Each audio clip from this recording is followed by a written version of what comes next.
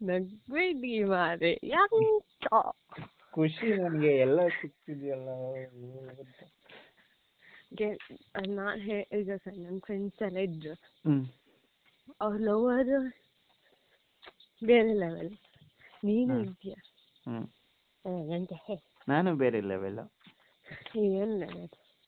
ನಾನು full romantic. ಅದೇ video call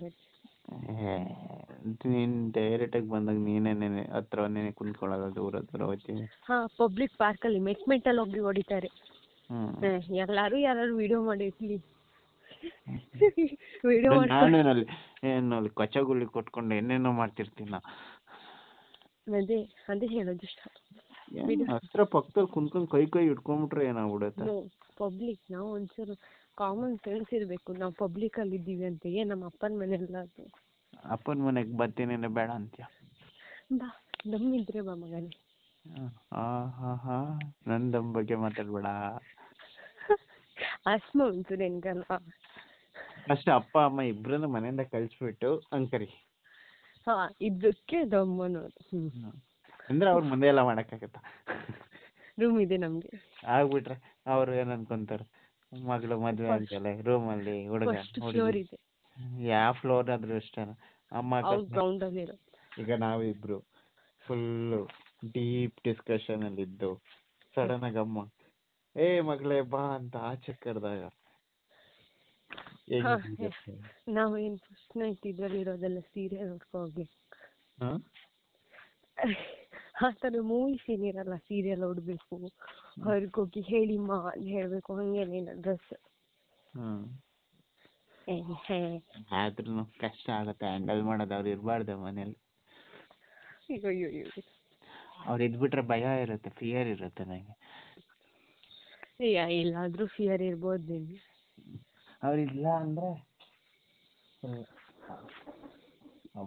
ನಾವು ಕಮಿಟ್ಮೆಂಟ್ ಸಿಕ್ಕಿದೆ ಕಡಿಮೆ ಅಲ್ಲ.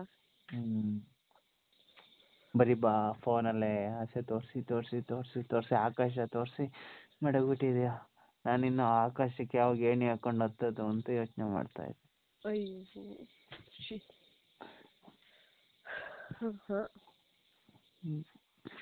ಬರ್ರಿ, ನನಗೆ ನಾನೇ ಸಮಾಧಾನ ಮಾಡ್ಕೊಳ್ಳೋದಾಯ್ತು ಕೂಡ ಆಸೆ.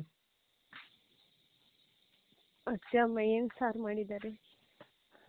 ನುಗ್ಗೆಕಾಯಿ ಸಾಂಬಾರ್. I hate.